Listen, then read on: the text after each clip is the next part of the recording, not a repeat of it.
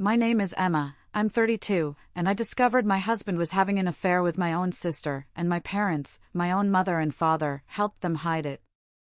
Before I tell you how a single, beautifully wrapped gift at a baby shower led to 3 divorces and the complete implosion of my family, do me a favor and let me know where you're watching from in the comments.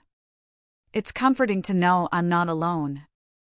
Growing up in the Wilson household was a masterclass in understanding shadows. There were 2 daughters, Natalie, the sun, and me, the one who lived in the ever-present shadow she cast. Natalie was 2 years older, a golden-haired, effervescent creature who could charm a statue. She wasn't malicious, not in an overt way. She was just effortlessly the center of every room, and my parents were her most devoted astronomers, their entire world revolving around her. Her report cards, decorated with cheerful B+s and smiley faces from her teachers, were given the place of honor on our refrigerator door. My straight-A reports, filled with praise for my insight and hard work, were glanced at, given a cursory "that's nice, dear," and then filed away in a drawer my mother labeled important papers. It was as if my achievements were administrative tasks to be dealt with, while Natalie's were holidays to be celebrated. I remember our shared birthday party when I was 10. I had wanted one thing, a brand new, 10-speed bicycle. I had talked about it for months. On the day of the party, I watched as Natalie unwrapped a massive box containing that exact bike, gleaming and perfect. My gift was a set of encyclopedias. "You're the smart one, Emma," my father had said, ruffling my hair. "We knew you'd appreciate this more." I spent the rest of the party watching Natalie wobble happily down the street on my dream bike, while I learned about the agricultural output of Bolivia. This pattern repeated itself endlessly. When Natalie won Homecoming Queen, our house was the site of a block party that lasted all weekend. When I won a prestigious statewide scholarship for academic excellence, a full ride that would save my parents a fortune in college funds, they took me out for a quiet pizza. "Let's not make a huge deal out of this in front of Natalie," my mom had whispered as we sat down. "Her finals were a little rough, and we don't want her to feel bad about her grades." So I learned to swallow my successes, to make myself smaller so her light could shine brighter. I became the responsible one, the quiet one, the reliable one. The one who would always be fine. And for a long, blissful period, I truly was more than fine. Because I had Jack. Jack was my escape. We met in my final year of college, at a time when I was suffocating under the weight of my family's expectations, or lack thereof. He didn't see Natalie's little sister. He saw me. He loved my dry wit, celebrated my ambition, and found my quiet competence sexy. He was the first person to look at one of my accomplishments, a major promotion at the marketing firm where I worked, and react with pure, unadulterated pride. He'd lifted a glass of champagne and said, "To my brilliant wife, who is going to run that place one day." He saw the family dynamics for what they were, toxic and unbalanced. He was my safe harbor in a lifelong storm. For 5 years, our marriage was the one place on earth where I felt seen, valued, and cherished. I believed our foundation was granite. Then Natalie announced she was pregnant. Of course, I was happy for her. That's what a good sister, the strong one, is supposed to be. My parents, predictably, went into overdrive, organizing a celebratory dinner at their house. I walked in holding Jack's hand, the familiar knot of anxiety tightening in my gut, a feeling I thought I had left behind. The evening was a performance. I played my part, smiling and congratulating, while my parents orbited Natalie. But something was off. I started noticing little things, tiny dissonances in the family symphony. A glance between Jack and Natalie that lingered a fraction of a second too long. The casual way my mother would touch Jack's arm when she spoke to him, a gesture of ownership that felt jarringly out of place. I tried to brush it off, blaming the old insecurities that this house always managed to stir up. "This is Natalie's night," I chided myself. "Don't make it about you." Later, I went to use the upstairs bathroom. On my way back down the hall, I heard their voices drifting from the kitchen. My parents. The tone was hushed, conspiratorial. I paused at the top of the stairs, hidden by the shadows of the landing. He feels absolutely terrible about it, of course, my mother was saying, her voice a low murmur. But it was a mistake. A moment of weakness. It's over now. My blood ran cold. A mistake? Who? My father's voice, gruff and pragmatic, replied. What matters is that Natalie is happy and expecting. That's the priority. We can't let this ruin her reputation. Emma can never know. She's strong, she'll be fine. She's strong, she'll be fine. The unofficial family motto. The justification for 1,000 small cuts. My heart hammered against my ribs. A mistake. With who? Please, God, not. And then my mother delivered the final, fatal blow, the words that would detonate my entire world. I know, she sighed. Jack promised me it wouldn't happen again. We just have to make sure Emma doesn't find out about him and Natalie. Time stopped. The air in my lungs turned to glass. I couldn't move. I couldn't breathe. The sounds of the party downstairs, the laughter, the music, faded into a distant, mocking roar. My husband. My sister. My parents, not just witnesses but active co-conspirators, weaving a web of lies to protect their precious golden child. My marriage, my heart, my sanity, all acceptable collateral damage in the lifelong campaign to keep Natalie's world perfect. I didn't run down the stairs screaming. I didn't confront them. An eerie, terrifying calm washed over me. I turned around, walked silently back down the hall, and rejoined the party. When Jack smiled at me from across the room, I smiled back. When he said it was time to go, I took his hand. It felt like holding the hand of a stranger, a cold, lifeless thing. The war had been declared, but only one side knew it. That night, I didn't go home and fall apart. The shock was a shield, holding the pain at bay. I drove. I had no destination. I just drove until the manicured lawns of our suburban neighborhood gave way to darker, emptier roads. I finally pulled into a deserted scenic lookout, the city lights twinkling below like a galaxy of indifferent stars. And there, in the cold, sterile silence of my car, the shield shattered. It wasn't a cry. It was a howl. A raw, primal sound ripped from the deepest part of my being. I pounded my fists on the steering wheel, again and again, welcoming the sharp, grounding pain in my knuckles. Memories flooded me, a cruel, high-speed montage.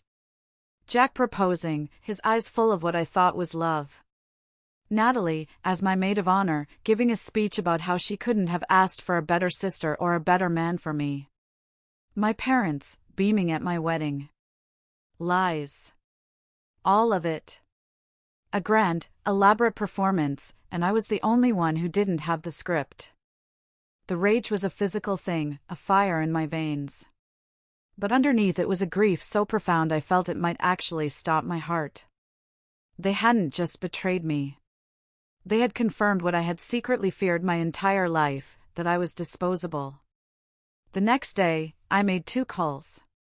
The first was to my office, telling them I had the flu. The second was to a therapist, a Dr. Chen, whose profile online radiated a no-nonsense intelligence. I sat on her plush sofa, a stranger in a strange room, and unspooled the whole ugly, tangled story. When I finished, my voice was a raw whisper. She didn't offer empty platitudes. She just watched me for a long moment, her gaze steady. They have spent your entire life defining your value, Emma, she said, her voice calm but firm. Now you have the truth. It's a weapon. The question is, what do you want to use it for? Do you want to use it to seek revenge, or to reclaim your life? The question hung in the air, sharp and clear. The fog of my grief and fury began to recede, coalescing into something hard and brilliant. A diamond of purpose. I looked up, and for the first time in 24 hours, my vision was perfectly clear. Why can't I do both? My transformation was immediate and total. The grieving Emma was packed away. The strategic, methodical Emma, the one who could launch a multi-million-dollar marketing campaign from scratch, took over. This wouldn't be an emotional outburst. This would be a meticulously planned, flawlessly executed operation. The investigation began in the dead of night. While Jack slept, his soft snores a rhythm of betrayal, I became a forensic accountant of our life. His laptop was the first target. I knew his usual passwords wouldn't work. He wasn't stupid. So I thought not about him, but about them. What secrets did they share? I remembered Natalie once mentioning a trip they took as kids to a place called Star Lake. I typed it in. Star Lake 98. Access granted.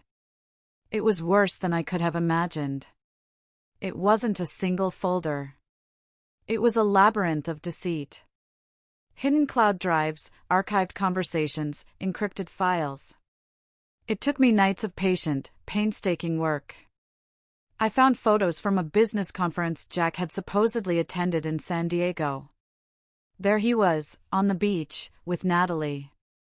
I found receipts for jewelry I'd never seen, for hotel rooms in our own city. It wasn't a one-time mistake. It was a long-running, parallel life. The text messages were the cruelest cut. They weren't just about logistics. They mocked me. Natalie, she's planning a surprise party for your birthday. It's almost cute. Jack, let her. We'll have our own celebration the weekend after. Somewhere she'll never know about. And the conversations with my mother confirmed her role as the willing accomplice.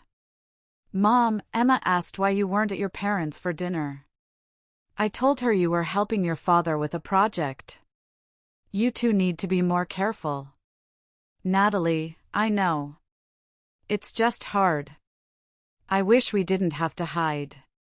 Mom, patience, honey. Just focus on you and the baby. We will handle Emma. She's strong. I screenshotted every message, downloaded every photo, my hands shaking not with grief anymore, but with a cold, clarifying rage. Each piece of evidence was a nail I would use to seal their coffins. I knew I needed more. I needed something they couldn't deny.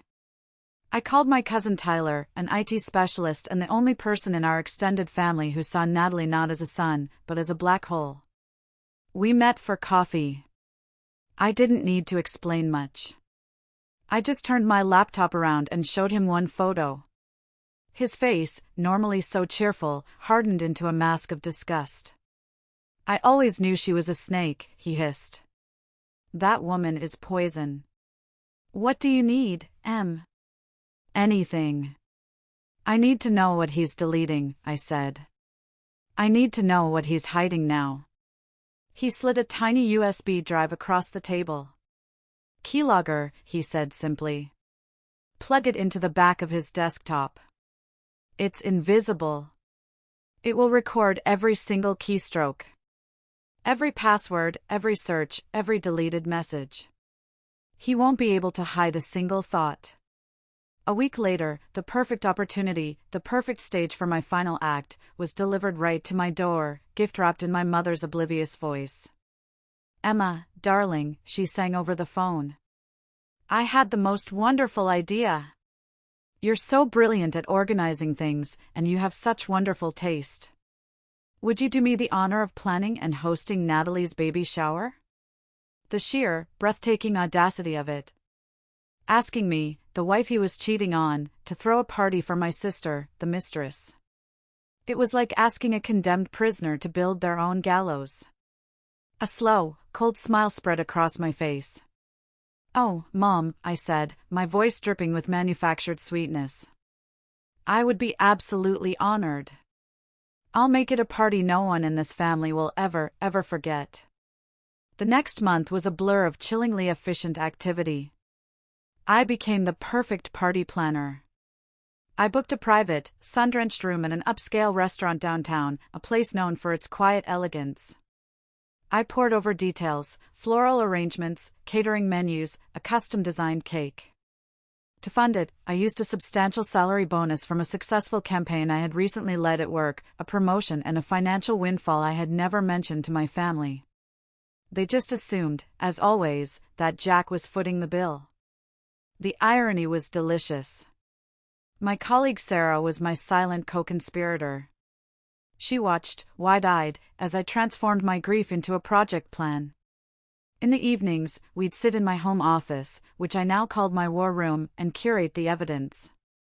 We selected the 12 most irrefutable, most humiliating photos.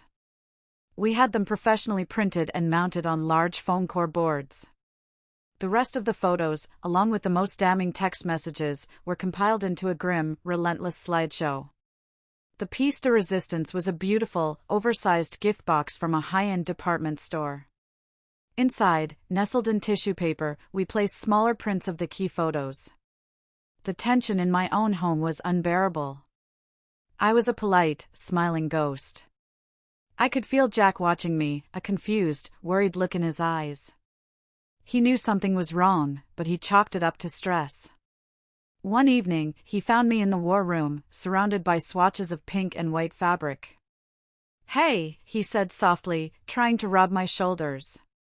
I flinched, a sharp, involuntary recoil. "You're working too hard on this.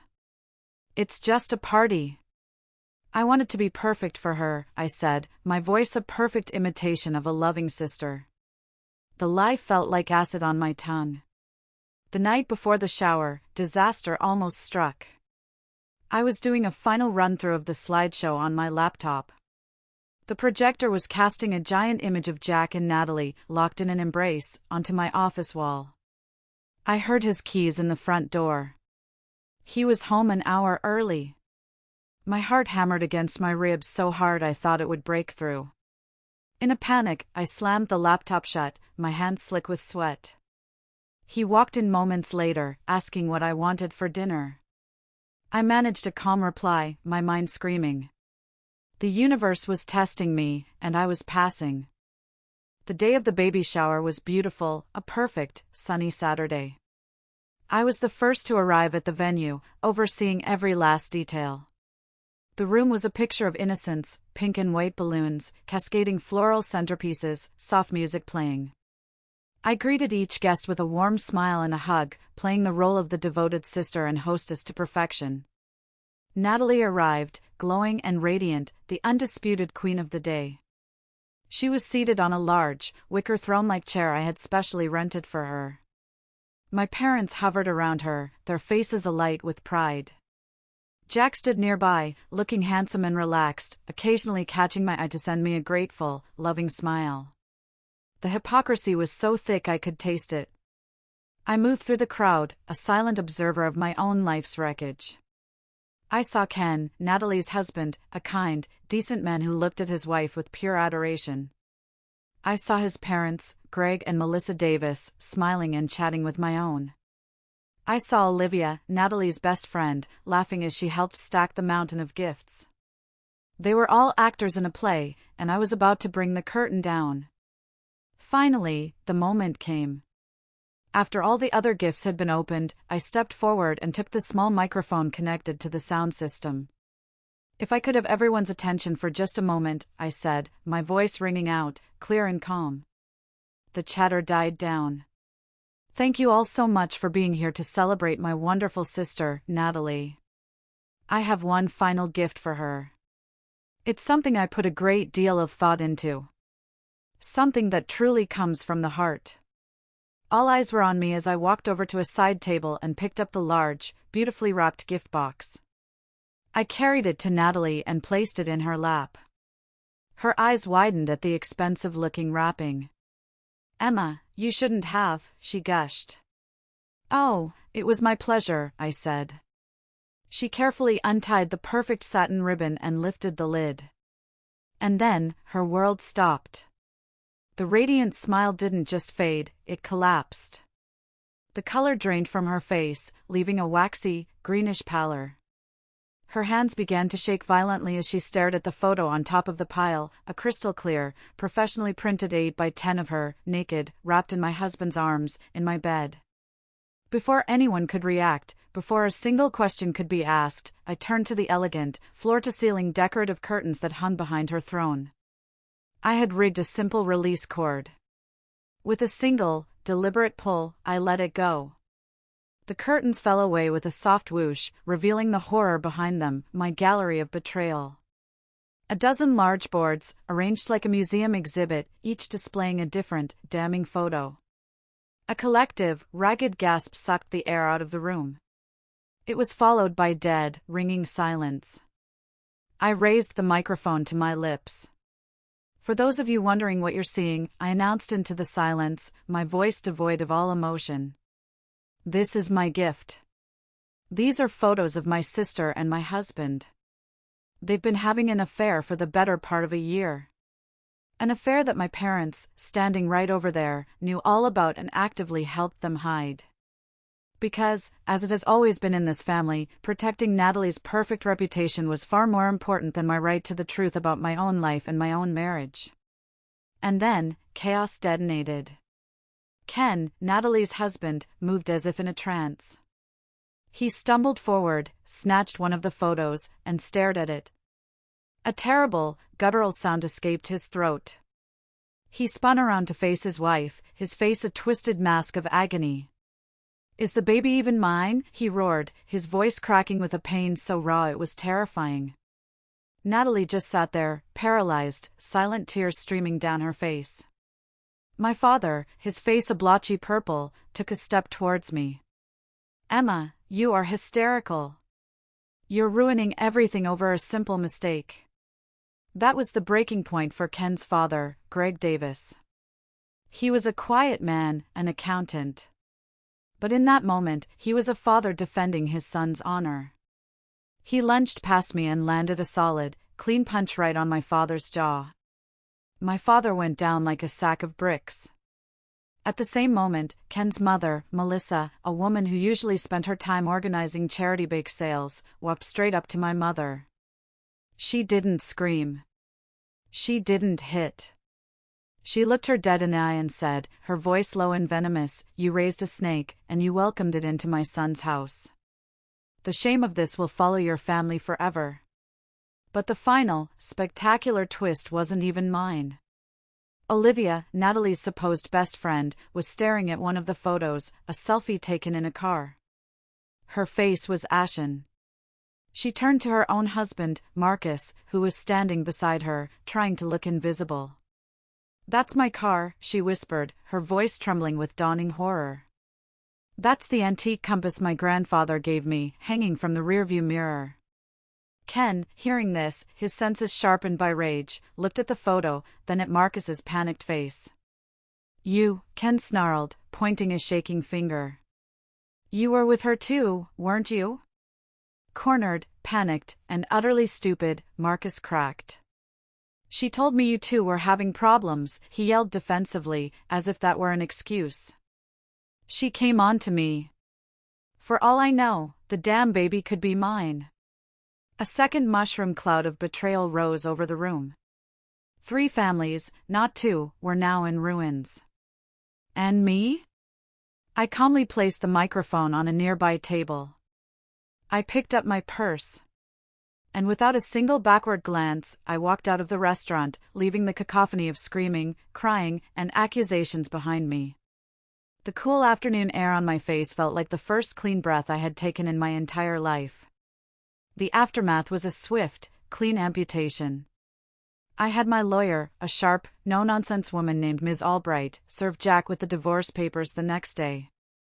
His belongings were packed and waiting for him on the porch when he arrived. He tried to fight, to talk, to explain. I handled it all through Ms. Albright. I never spoke a single word to him again. The other divorces were messier. Ken and Olivia both filed immediately. The court-ordered paternity test, a key part of Ken's custody battle, or lack thereof, confirmed it. Marcus was the biological father. The scandal was the talk of their social circle for months. Natalie, abandoned by all 3 men and publicly disgraced, retreated to my parents' house, the fallen queen returning to her only remaining subjects. They cut me off, of course. no calls, no letters, no apologies. Their silence was the final, perfect gift. The year that followed was about excavation. I had to dig myself out from under the rubble of my old life and figure out who Emma Wilson was when she wasn't a wife, a daughter, or a sister. It was terrifying and exhilarating. I sold the house, split the proceeds with Jack, and moved into a bright, modern apartment downtown that was unapologetically mine. And I made a decision. I walked away from my corporate job. I was tired of fighting for a promotion, of trying to prove my worth to men who would never fully see it. I took my half of the house money, my savings, and my not insignificant severance package, and I invested it in myself. About a year after the baby shower, I was in a coffee shop, sketching out a business plan on a napkin, when a familiar voice said my name. It was Ken. He looked lighter. The haunted look was gone from his eyes. "Emma," he said, with a small, genuine smile. "You look good." "So do you, Ken," I replied. And it was true. We talked for a while. He was moving to Portland for a new job, a complete fresh start. Before he left, he paused. "For what it's worth," he said, his voice serious. "I know that day was hell. But thank you. In a weird way, you set me free." "You too, Ken," I said. "You too." That conversation was a turning point. It wasn't about revenge anymore. It was about liberation. A few weeks later, a letter with an unfamiliar return address arrived. It was from Diane Thompson, Jack's mother. I almost threw it out. But I opened it. Her handwriting was elegant, the words chosen with care. She wrote of her deep shame and sorrow for her son's actions. She didn't make a single excuse for him. The final sentence is something I have framed on my desk now. It reads, "You deserved a family who saw your light and celebrated it. Since they failed you, I hope you will go forward and build a life that reflects your own incredible worth." The validation I had craved from my own mother my entire life came from the mother of the man who broke my heart. Today, I'm standing in my new office. It's still mostly empty, just a desk, a chair, and a killer view of the city. But it's mine. I run my hand over the cool, frosted glass of the door. In clean, silver lettering, it reads, Phoenix Consulting. A little on the nose, maybe, but it feels right. I didn't just survive the fire. I was reborn in it. I didn't just get revenge. I got my life back. No, not back. I got a new one. One that is entirely, gloriously, and unapologetically my own. Thanks so much for listening to my story. It wasn't easy to share, but I hope it helps someone out there who feels overlooked or betrayed. My question for you is, have you ever had a moment in your life where you had to choose between keeping a toxic peace and blowing things up to find your own freedom? Let me know in the comments below. And if my story resonated with you, please give this video a like and subscribe for more. It really does help.